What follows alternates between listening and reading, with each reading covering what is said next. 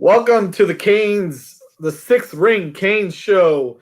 I'm Jazz Santana. I'm joined here by Danny Gillette, and look who just came on right now, Mr. Dave Eversole and Paul Astra. What's going on, fellas? How you guys doing tonight? How are you? Good, good. Doing great, doing Good, good, great. good. I know we got a lot to jump into. A lot of us are excited about what happened yesterday. First fall scrimmage for the Miami Hurricanes, and I know a lot of good things came out of it. We've got some stats we'll go over definitely. First and foremost, I'm just excited that they were able to get out there and play some football and put on the pads and hit each other for a little bit. And that apparently, as of right now, nobody came out with any serious injuries or anything like that. So that's always a good thing as well. I definitely want to get your takes on what you guys heard, what you guys saw, how you guys feel about it. First things first, right? Quarterback play apparently was pretty good. D'Eriq King looked solid in the scrimmage. The guys that we spoke about last week, right? Rooster, Jalen Knight, and Don Chaney put on a show apparently as well as some of the other guys. Let's start off with Paul, Austria. Talk to me a little bit about this. How did you feel about the fall scrimmage? Honestly, I think that the one new thing that I've heard from the scrimmage was that finally the offense shined. I feel like the past 2 or 3 years, it's always been defense, defense, defense, and we've never gotten a lot of good news about the offense. So it's nice to see that we finally have a very solid quarterback in D'Eriq King. He went 15 for 26, 176 yards, and 4 touchdowns. So he's definitely getting the offense involved. He's definitely moving the ball and making plays. And running back play was excellent. Manny never mentioned Cam Harris and what he did, but he mentioned the two freshman running backs, Jalen Knight, 10 carries, 126 yards, and a TD. Guy's electric.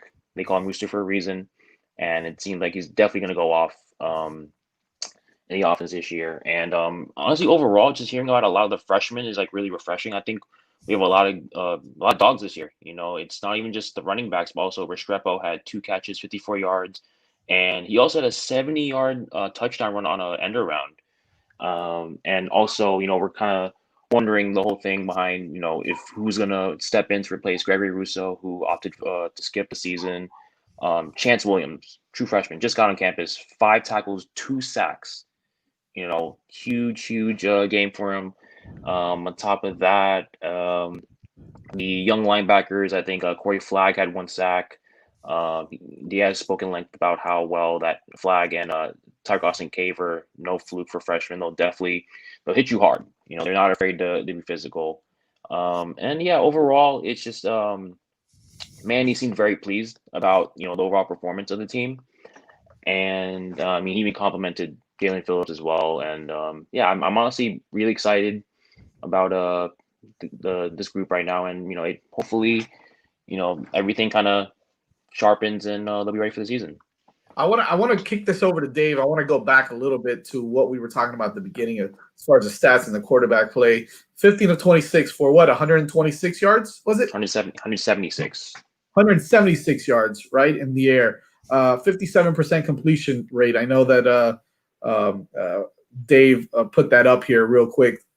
Is that concerning, or is that okay? 57% completion rate, fall scrimmage. I know it's the first time they're out there in pads and kind of going full speed per se. Dave, a little bit about that. Does that concern you, that completion percentage rate? Not in the first scrimmage of the season. I think everybody's getting comfortable with everything going on. I think King is going to bring the maturity and, just some consistency to the quarterback position that the team really needs. And like Paul said, we're going to balance the scales a little bit. We've been carried by the defense the last few years under Diaz. So I think with King kind of setting the tone and the leadership role at the quarterback position is going to be huge. And I think with all the new receivers and the freshman running back, as you touched on, coming in, I think that's going to electrify the offense. And the defense isn't going to be so worn out at the end of games. So I'm hoping that we're going to really see a more balanced team that's not so dependent on one side of the ball from week to week. Give them a little bit of electricity. Like Miami's known for playmakers. We got to get these guys the ball out in space. Quarterbacks need to make the right decision. Just simplify the game. Let your athletes play and control the tempo. we're going to go fast with Lashley. We're going to be all over the field. We're going to be, hash to hash. So other teams got to defend the whole field. And these guys are going to get a lot of run. There's going to be a lot of guys going in and out. So I think, dialing in your sets, your sub packages, and all that stuff is going to come along. And I think having somebody like King kind of steering that ship is really going to benefit the team moving forward. Danny Gillette, talk to me. I think when you take a look at the stats, yes, you would like a little bit better of a completion rate than 57%, but for me, it's just the basic numbers. 4 touchdowns from King, over 100 yards from Knighton. I mean, when you consider that it's the first scrimmage with everything going on, that's pretty good. I mean, obviously, you want things to get more efficient and cleaner, over the course of the next couple of practices leading up to week 1. But when you really think about it, this offense has multiple ways that they can beat you. It's not just the passing game, it's the passing game and the running game. And when you figure that this is King's first season in this offense and he is going to start, these scrimmages are going to mean that much more as we progress over the next couple of weeks. Absolutely. And you know what, just to touch on Cam Harris, Paul, I think that he may not have played too much. I know that, he was a little bit down in the dumps from the passing of former wide receivers coach Aubrey Hill as well. So I think that may have played a role in maybe Coach Manny Diaz not putting him out there too long. Maybe his head wasn't fully in it, and understandably so. And again, at the same time, that kind of gave us a glimpse as to what we're going to see with Jalen Knighton and Don Chaney and those guys as well. So it's pretty excited about that. The guy that I'm excited about,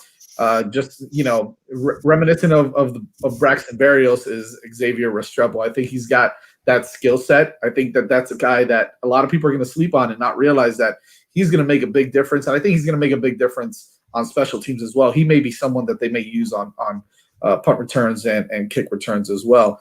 I was very impressed with at least the notes coming in from the defense as well, from the young guys, the guys like Tyreek Austin Cave and Corey Flagg, and even some guys, on the line, like you said, like Chance Williams and even Cam Williams. Apparently both played really well. Jalen Phillips, of course, was just eating the whole time. Maybe not any, big official stats, but putting a lot of pressure on the quarterback. So that's exciting to see as well. I think what we want to see from the next scrimmage is just those guys continue to develop. I know that Coach Manny Diaz brought up Bradley Jennings as well and Wayman Steed as guys that are starting to step up a little bit also. And, those guys are veterans, right? They've been around 2 or 3 years already. I think it's time for them to kind of step up and with the other guys gone, like Shaq Quarterman and Mike Pickney and these guys. So I think it's important to see that also.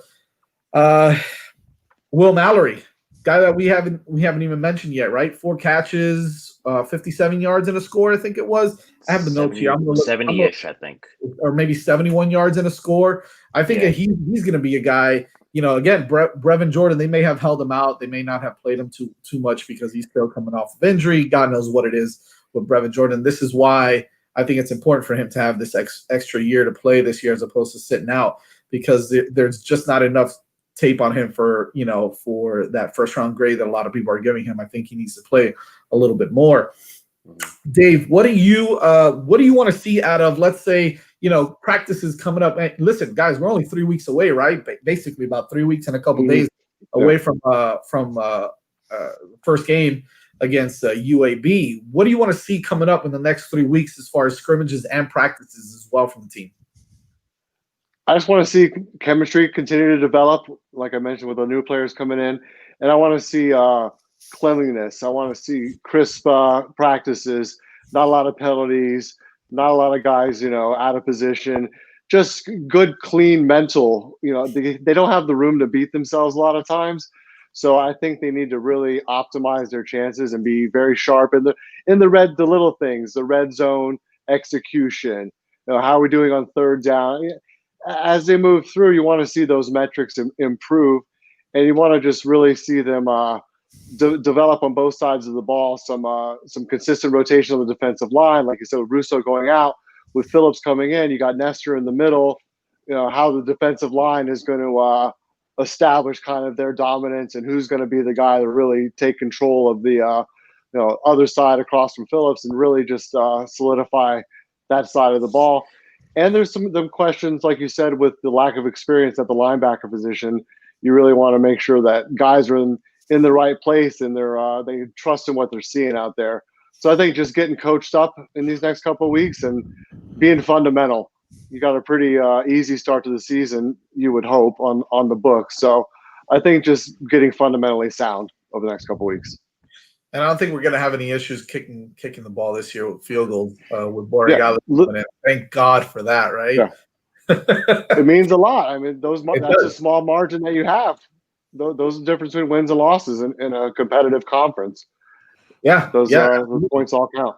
I think Paul mentioned that last week we lost, 4 games by less than 7 points, was it, Paul? It was something like that. I'm actually looking at the schedule right now, and in total, out of the 13 games they played, 8 of them were decided by 8 points or less. So you definitely, is huge. And one field goal, even like in the second quarter, could have kind of impacted the game and kind of, changed how both teams would, game plan for the rest of the game. But that good thing you brought up Borregales, because that was one performance that kind of went under the radar.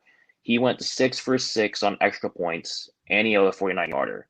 Nice. So we finally have, some. I never thought I could get so excited about kicking field goals. Oh, man, unbelievable. No, well, not only that, he's got a strong leg too. He's going to get, he's going to pin them back. It's going to help with field position. And you're missing field goals from long, plus outside of 40 yards. You miss those, you give the opposition the ball in prime field position. So that hidden yardage, those little things, like you mentioned, those close games, this could mean a big difference. This could be a difference between 8 wins and 9-10 wins. So yeah. Absolutely. Some couple more stats here. I'm looking at it now before we end scrimmage talk. Marcus Clark, another young kid, had an interception last night. You also had Mike Harley had 2 TD catches. Now, that was a guy that I wasn't giving, and I admittedly was kind of skeptical to see if he's going to actually finally, break that, break that barrier and kind of come out and really, take hold of that wide receiver position and be the guy that, a lot of us maybe thought he was going to be coming out of St. Thomas Aquinas. I know Mark Pope is another one that, we didn't hear much about in the scrimmage. Mike Harley had 2 touchdown catches. I saw the video of the one throw that Derek King made to him over in the corner of the end zone over the top of, I believe it was to Corey Couch. I can't remember who it was. Oh, no, it was Keontre Smith. Made an amazing catch. That's the kind of stuff that we're going to expect from Mike Harley. That's the kind of stuff, kind of plays that we need to expect from a guy like Mike Harley. Finishing up, again, I'm looking here. King, 15 to 26, 178. Chaney, 11 for 57. Restrepo as well. I know Michael Redding, another kid that we don't really mention a lot out of IMG, also had 3 catches for 41 yards. So it's good. Like you said, Dave, they're going to spread the ball around a lot. Right? High octane, 4, 5, 6 receivers at a time on the field, spreading them out. And I think that's going to be exciting. I think we're Rhett Lashley there. A lot of plays, a lot of taking, believe it or not, I think that they're going to take a lot of time off the clock. It's going to be a lot of plays, but they're going to move the ball up and down the field. And then, like you said, I think that's going to help the defense as well, kind of get their rest and play that level of football that we expect from our defense this year as well. Danny, you want to finish off anything when it comes to that fall scrimmage? I just want to see continued progression. I mean, in a season that we don't know, what the outcomes are going to be or how it's going to go, continued progression, especially with a new look offense, is key. That first scrimmage was great, and now they just have to continue building on it. It's going to be easier said than done, and there are going to be bumps in the road, but if they can continue to just keep getting better and continue to keep building off the scrimmage, then they should be in good shape for week 1. I mean, you said it was UAB after all, so they shouldn't have much trouble there. But even still, it's important to keep. Yeah, exactly. It's important to keep, focusing on the fundamentals and trying to get better every single practice. Awesome. Listen, I want to get to another topic here This is one that, I spoke about last week a lot, and I was pretty adamant about the fact that we needed, a quarterback in this recruiting class, right? We don't have one yet. We spoke a little bit about Jake Garcia and his move over from California over to Valdosta High School in Georgia, what that meant for the Canes. Is that going to help in their recruiting? Apparently it has. Apparently the rumor out there, it's growing legs. Jake Garcia has been in more contact with the guys down here at the University of Miami. The recruitment is kind of getting hot with him. You even got guys, recruiting analysts starting to put in the crystal ball for a flip from USC over to the Canes as well. He's got more communication again, like I said, with the coaches. He's able to get down here a little bit easier than if he was flying over cross country as well. So maybe that's going to help in his recruitment. Paul, is Jake Garcia going to flip to the Miami Hurricanes? Oof. I definitely think that this rumor definitely has more legs now than before. I think the one concern that he had was that he'd be away from family in California. Because the thing is, visiting Miami for him was not a problem for him at all. I think even before he committed to USC, he took 3 visits on his own accord to Miami with his dad.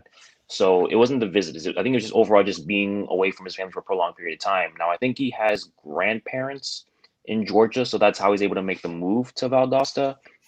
But like you mentioned, that it's kind of like the number one recruiting rule in every recruiting class, where you have to have one QB just because of all the, what's it called? There's a word for it, but kind of like turnover. Guys come and go. Yeah, turnover. Turnover. Like one, like if one guy isn't, if there's too much competition at his school, then it's easy to find another school that needs a QB, to fill in. And I think that, I don't know, it's just, I feel like Garcia has to be, like, from what I've seen on Twitter and everything, like the guys that are in the recruiting class right now, they want Garcia to be that guy. Like even just today, Romello Brinson tweeted about they're bringing back the whole hashtag Garcia to the U thing. I think Brinson and Brantley have been in his ear constantly. I would like to see Garcia in this class, and honestly, I have a gut feeling that when it's all said and done, I think he's in. I think he's just like he's like the one missing piece to this class, where you have running backs, you have receivers, you have all these weapons, you have all these skill guys, but we just need one QB to be the face of the class. And I feel like the guys definitely approve of Garcia being that guy. Dave, can Jake Garcia come in next year and compete now that De'Aaron King is going to leave, obviously? Can he come in and compete for the starting role right away next year? Does he fit the typical Rhett Lashley quarterback? What do you think? Yeah, I mean, he can do everything that he wants to out of position. I'm not sure about his mobility and, getting outside and everything like that. But I think, for now, it's a lot of speculation whether he's even going to come here or not. So, I don't want to put too much onus onto the social media stuff because, like Paul said before, it's fluid. These things are always changing. And that's what we do, Dave. We speculate. That's all we can do. It's just so hard. I mean, the college kids, the family dynamics, they run hot and cold. Yeah. This one, that one. There's a lot of subterfuge, if you'll say, like with liking things, and this one followed this one, and this one retweeted that one, and so there's a lot of smoke. And, right. And these are college kids. They're gaming a lot of stuff too. I mean, they're kind of just seeing how it's all going to unfold because there's a lot of uncertainty. Sure. I think with the world that we're living in now, I just don't think anything is just so black and white anymore. I think kids and families are going to be a little more cautious about making a cross-country move long term and see, he's got the family connection here, but you don't know. He might get homesick and want to bolt back to the West Coast. You just don't. I can't say. I'm going to put a little bit less optimistic, but you would hope you could, like you said, land that face of the class to sort of put a complete class out there and continue. And hopefully King can start at the position this year because we really haven't had that lineage of successful quarterbacks back to back to back. There's been no legacy quarterbacks at Miami in a really long time. So, you got to kind of establish that quarterback continuity. And then I think you're gonna, if it's not Garcia, then you just sort of just see who's gonna flip when the time comes. So I'm not gonna put too much weight in it now. Thanks, Dave. Thanks for bringing us down from that high that we had. I appreciate it. No, I gotta balance the scales a little bit.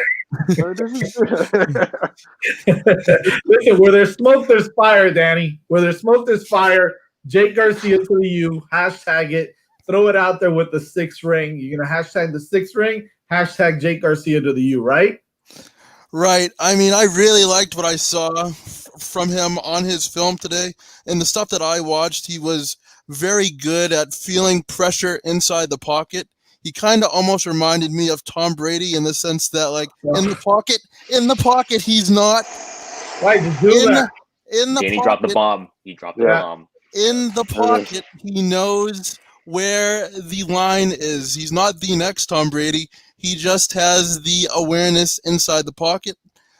One thing he has that Tom Brady has never, ever had is the ability to make throws on the run. I noticed he was very accurate when he had to make throws on the run, and he, took his time with his reads. I know for a quarterback that can sometimes be a bad thing, but he was very precise in what he wanted to do. He recognized his targets, he read through his progressions, and he got the ball to his receiver. I mean, I was very impressed with the film that I saw, and I'm totally gonna join the Jake Garcia to the U party. Sorry, Dave. I mean, there's got to be some sort of balance on the show, and I'm not the guy to do that.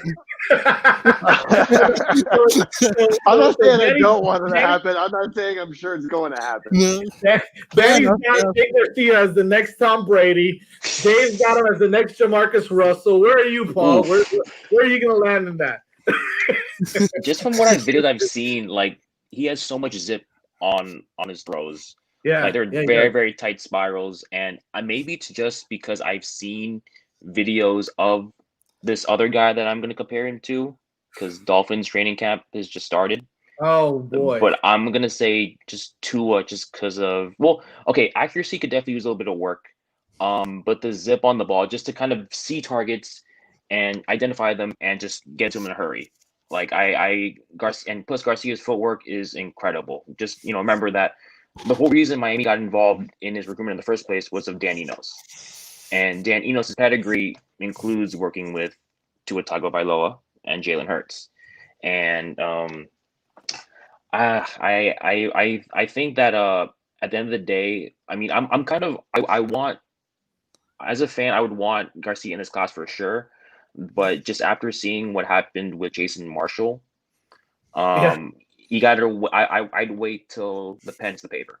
Yeah, I'm gonna be honest with you. I'm kind of after I bust his chops, I'm kind of leaning with I'm with Dave. I mean, do I want him in this class? Absolutely, right? I think he is, the key piece, right? That final piece to kind of put us over the top with this class. Again, classes are classes, whatever. You got to develop. You got to play football at the next level. A lot of these guys may be absolute studs right now at the high school level, especially playing down here in Miami. I know we went through that before. Am I going to be surprised if he doesn't flip? Absolutely not, right? Like you said, Paul, everybody's kind of crystal balling him to Miami now.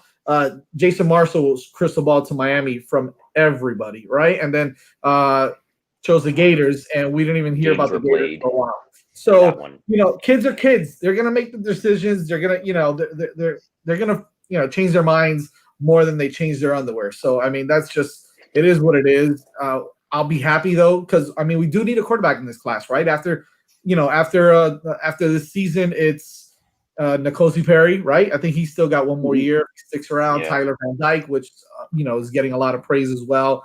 And then you got some other guys that the Peyton Matokas of the world and things like that. But you don't have anybody else behind those two that could really kind of show out and be that next guy that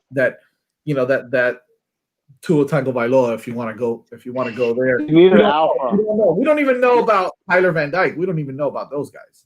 Yeah. So I'm going to leave it open and hope that he does flip and see where that goes. I just don't see USC taking 2 QBs in this class. Like, to me, if I mean, even they if need both help Miller too. Moss They need help and too. That's Garcia why. both go there, one of them's going to transfer down the line. Like, Sure. that's for sure. And I don't see the. I mean, I just don't see the point in kind of USC telling both of them like you're the guy when you're taking two of the guys. And Yeah. I mean, if not Garcia, then Moss is going to look around. Maybe who knows? Sure. But it's fluid. I don't know Yeah. the word. Fluid. It's Yeah, fluid right now. We'll just see how how the season plays out. If Miami starts winning games, I definitely think that they're going to put themselves in the driver's seat, and it'll only be a matter of time before they, get to them. Winning takes Well, care of a lot. Oh yeah, absolutely, absolutely. I agree.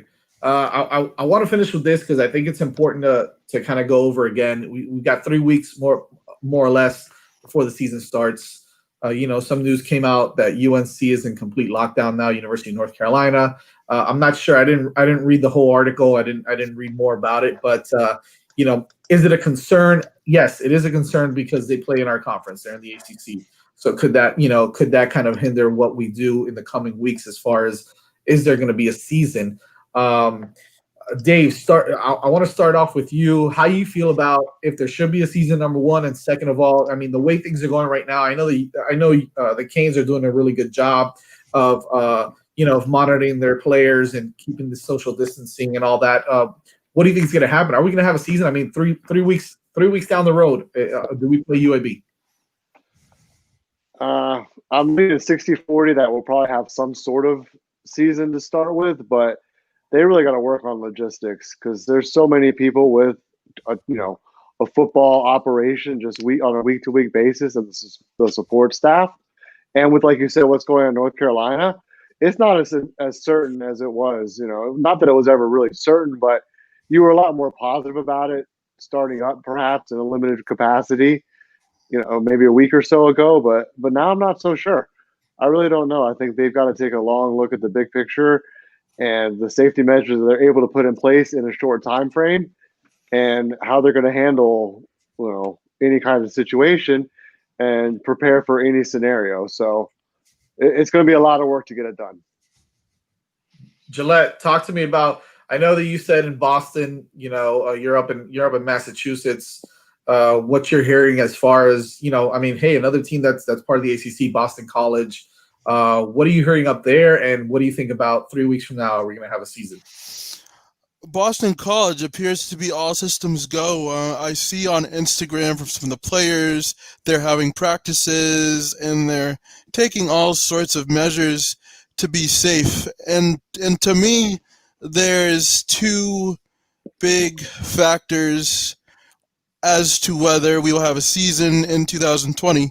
There's obviously, of course, the virus, but the second thing is you look at the backlash that Big Ten Commissioner Kevin Warren has suffered over the last week or so in regards to canceling the season. There's been parents of several Big Ten teams writing letters asking for a season.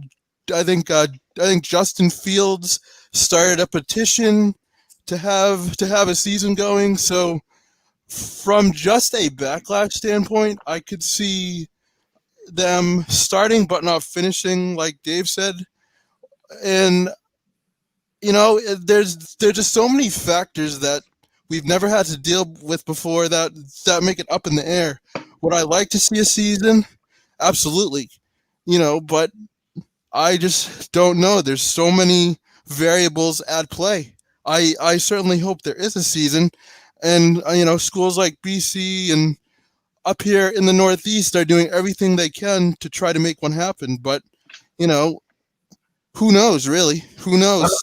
I'm actually impressed that Miami is not at the center of controversy when it comes to shutting down college football because they're having issues down here. So I'm pretty impressed with that. I know that we've got a great president, Julio Frank, who actually was I believe his title was a minister of health or something or the other over in Mexico for the whole country, right? And if a guy like that is leading our university and says that, hey, look, listen, I feel comfortable playing football, college football. I think we can have a season. I'm selfishly, I'm going to believe him. I'm going to take his word for it, and I'm going to hope that we really do have a season. Paul, finish us off with what you think the outcome is going to be. Is that something that we can kind of hang our hats on and say, yeah, we're going to see it from the stadium, or we're going to see it here on our couch. Well, Danny touched on it. Like there's a lot of things in play right now. With college football, these guys are traveling. They're constantly, well, not constantly traveling, but there's traveling involved. Versus the NBA, where the NBA is everyone's in a bubble, and there's limited in and out. Transportation. I think really there's only the workers in Disney right now are coming in and out, but it's a lot. There's a lot of factors at stake right now because you got to understand these are also college kids. They're not going to be just pent up in their dorms or isolated with their teams, 24/7. No, they're going to go out, not like go out, but like, they're going to see each other. They're going to see family, especially if they're local.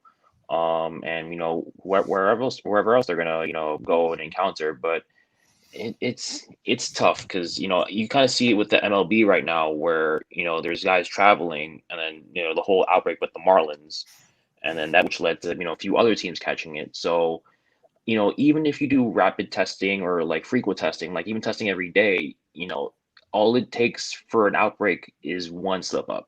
Like I said, you guys seen how easily this virus spreads. So, I think it can be done, but it can get problematic very, very easily, just especially considering that these are college kids. Yeah. No, I mean, it's gonna be tough. Not only that, I mean, we're comparing the pros to college is tough because that's all they got to do, right? They don't have to go to class, they don't have to go anywhere else.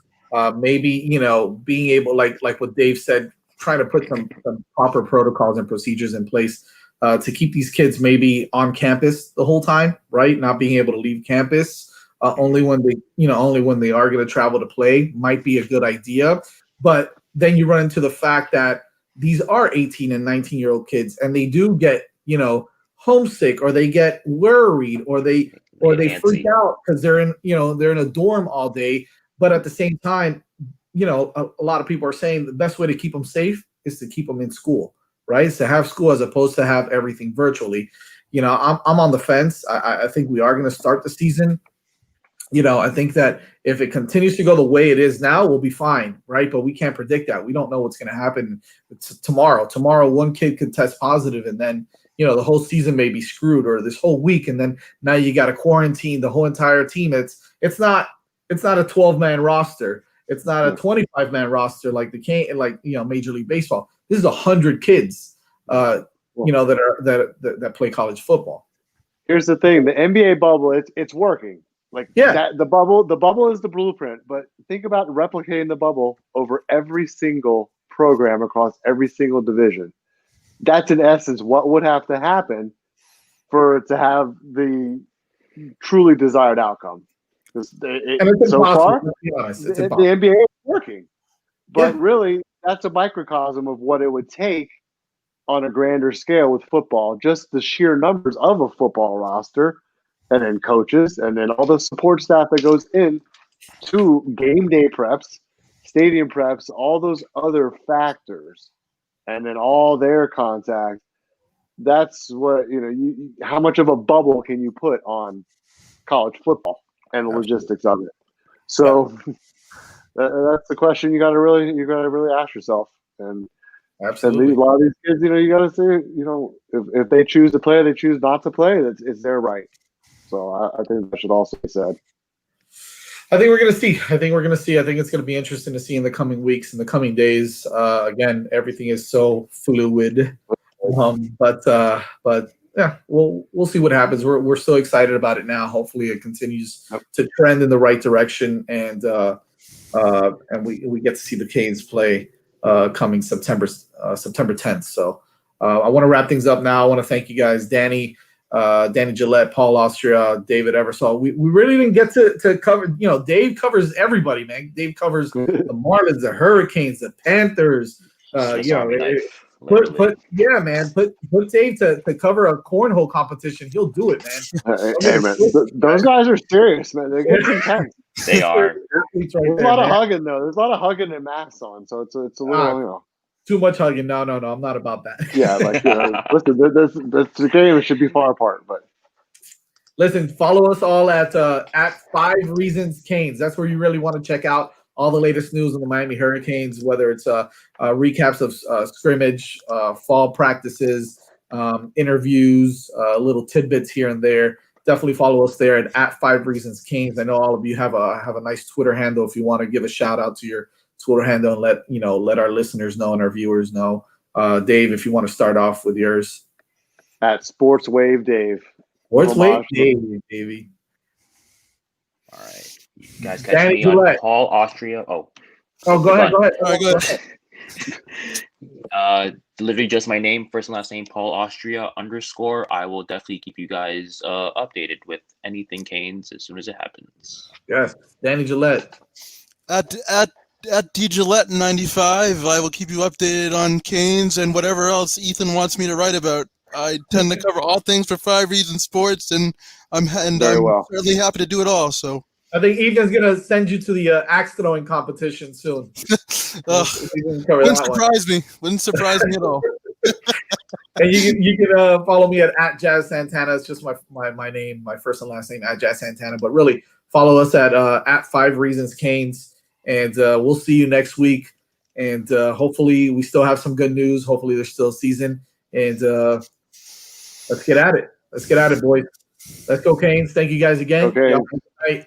Canes. Take care, everyone.